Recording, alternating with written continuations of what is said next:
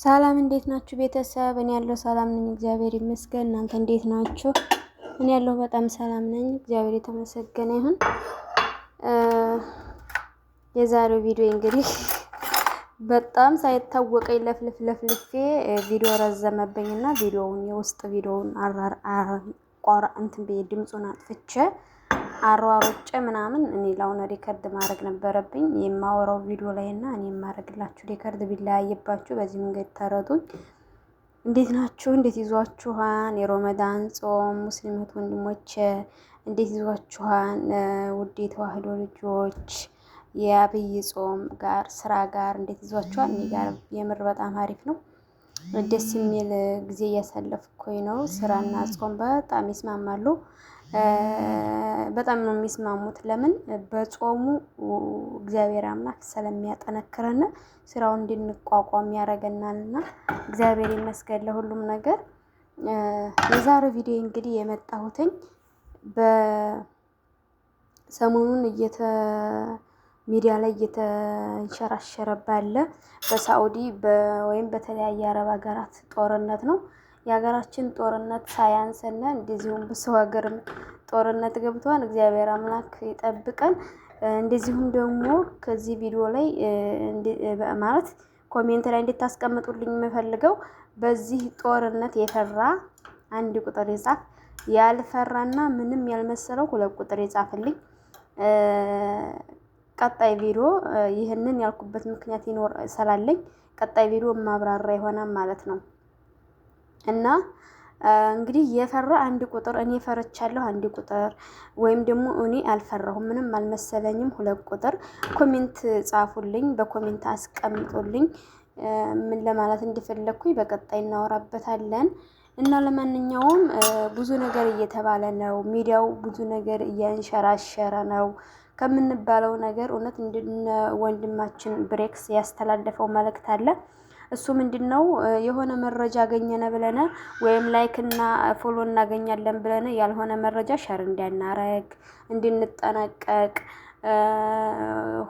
ዛሬ አንድ ቪዲዮ ለቋን ደግሞ እንደዚሁ ሸር ያረጉ የሌላ ዜጎይ ስለታሰሩ የነሱ እጣ ፈንታ እንዳይደርስብን በማለት ለኛ የሚጠቅመውን ነገር እሱ አስተላልፎልናል። እንደ ቀልድ ነገር ወይም ደግሞ እንደ ወሬ ማሯሯጥ ወይም ደግሞ አዲስ ነገር ማቀባበል መስሎና ሳናውቀው በስህተት አውቀንም ሆነ ምንም አያረጉም በማለት የሆነ አዲስ ነገር አገኘን ብለን ሸር ካረጉት ቆርጠን ሸር እንዳናረግ በቻልነው መጠን ራሳችንን እንድንጠብቅ የሚለውን ነው ከሰማሁትኝ አንፃር ነው። ወንድማችን ብሬክስ ዛሬ 2ኛ ቪዲዮ ሰርቷን እንድንጠነቀቅላለሁኝ።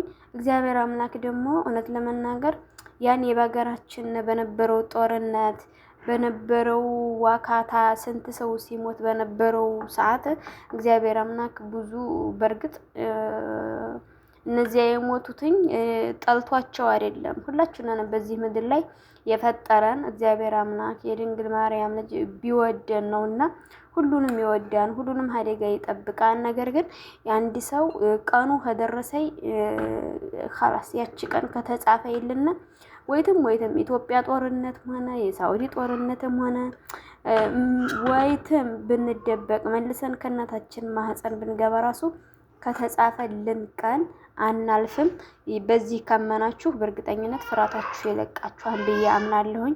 እግዚአብሔር አምላክ ያላትኝ ነፍስ መውጫ ሰዓት ዛሬ ካልሆነ በምንም አይነት መንገድ መሞት እንደማንችል ነው የማስበው እኔ። እናንተም እንደዚህ አስቡ ማለት ነው። ይህን ያልኩበት ምክንያት እህቴ ትደውላለች አልተመቸኝም ነበረ። አጋጣሚ አላየሁትም፣ አልተመቸኝም። ጠይብ ነይማ ብላ ጽፋልኛለች እና ምን አዲስ ነገር ይዛልኝ ነው ብዬ ምን ነው ብዬ ስደውልላትኝ ወደ አንቺ ልመጣ ነው። ምን ሆነሽ? ጦርነት አለ እና የኔ ቤት ጦርነት የለም ያለሽው ማን ነው? የኔ ቤት ጦርነት የለም ያለሽው ማን ነው? በጣም ሳቅኩባትና ይሄ የሚመጣው ከፍርሃት የተነሳ ፍርሃት ከምን ይመጣን? እግዚአብሔርን ካለማመን የተነሳ እግዚአብሔር ይችላል ያድነኛል ከሚመጣው ፍላጻ ከሚወረወርብኝ ድንጋይ ከሚመጣው እኔ ከማላውቀው አደጋ ይጠብቀኛል። የዳዊት አምላክ ይጠብቀኛል። የአባቶች አምላክ ይጠብቀኛል። አምላኬ አይጥለኝም አይተወኝም ብለንም ካለማመን የተነሳ ነውና እግዚአብሔርን እንመነው እንጸልይ። ደግሞ እግዚአብሔርን ማመን ማለት ዝም ብሎ ተኝቶ ዝም ብሎ ቁጭ ብሎ ያው ወይ ፈተና እንዳትገቡ ትጉና ጸልዩ ብሏን እግዚአብሔር አምላክም ወደ ፈተና እንዳንገባ የሚወረወረው ነገር እንዳያገኘን እግዚአብሔርን ከማመን ቀጥሎ ያለውን ነገር ለጸሎት እንትጋ። ጸሎት ስንጸልይ ደግሞ ለኛ ብቻ ሳይሆን በዙሪያችን ላሉ ሰዎች ስደት ላይ እንደኛ ላሉ ሰዎች መጸለይ አለብን። ይሄንን ምለው እንደምክር እኔ የበረታሁኝ ሳይሆን እኛ በእኛ ሸር ስንደራረግ የማንን ልብ ማነሳሳት እንደምንችል እግዚአብሔር ያውቃል። አንድ ልብ ሊነሳበት ይችላልና በጸሎትና በስግደት እንበረታላለሁኝ። እርስ በርሳችን በጸሎት እንተሳሰብ። ከጦርነት የሚያወጣው እግዚአብሔር ነው። ጸሎት ነው፣ ስግደት ነው። ከብዙ ነገር የሚያወጣ እነሱ ነው። አገራችንን ሰላም አድርጎልን ያለንበትንም አገር ሰላም ያርግልን። የሰው ሀገር መሆኑን ብቻ ሳይሆን ምን ያህል ህዝብ አለ? የኛ የኢትዮጵያውያን ህዝብ ስንት ሰው አለ እዚህ ሳውዲ አረቢያ? ሳውዲ አረቢያ ማለት ብዙ ሰው እየተለወጡባት። አዎ ለብዙ ሰው ሀዘን ጥላለች ሳውዲ አረቢያ። እውነት ለመናገር የብዙን እናት ወይም በአፍሷን የብዙን ሰው አካለ ጎዶሎ አርጓን። ስደት መራራ ነው። ስደት አሰቃየ ነው። በዚያም ደግሞ ግማሽ በግማሽ በሚባለው ደረጃ ወይም ደግሞ ከመቶ በ80 ደረጃ ደግሞ የብዙን ምስኪን ህዝብ ደግሞ ህይወት ቀይሯል። ብዙ ምግብ መብላት ያቃተውን ቤተሰቦቻችንን ደግሞ በልተው እንዲያድሩ አርጓን። ያኔ የሆነው አንደኛ እኛ እግዚአብሔር በእኛን አግዞን ወደዚህ ሀገር መጣነ። ሁለተኛ ደግሞ የኛ ጠንከረና እናም የሀገሩ አቀባበል ብዙ ነገር የሚችል ሀገር ስለሆነ ይህንንም ሀገር ልክ እንደሌላኛው ወይም እንደዚያኛው ሀገራችንና ይህንንም ሀገር ይጠብቅልን ነው የምለው። በመቀጠሉ ደግሞ ወደ ሀገራችን እግዚአብሔር አምላክ ስደት በቃችሁ ብሎ የመጨረሻ እዚህ ሀገር እንዳንቀመጥ አድርጎ ያሰናብተን እላችኋለሁኝ። አሜን በሉ። ሲቀጥል ዛሬ እየሰራሁት ያለሁትኝ ታዘዥ ነው። ትእዛዝ እየሰራሁ ነው። ያው አበባና ይሄንን እንደምሰራ ብዙ ጊዜ ሸር አድርጌያለሁኝ። መዲና ያላችሁ አበባ ማሰራት የምትፈልጉ እንደዚሁም የሳላ ጌጥ ማሰራት የምትፈልጉ በነጭ ወይም ባክደር ወይም በዚህኛው ከረን በአንድ አይነት ከረን ማድረግ እችላለሁ፣ ወይም ደግሞ አቀላቅዬ ማድረግ እችላለሁኝ።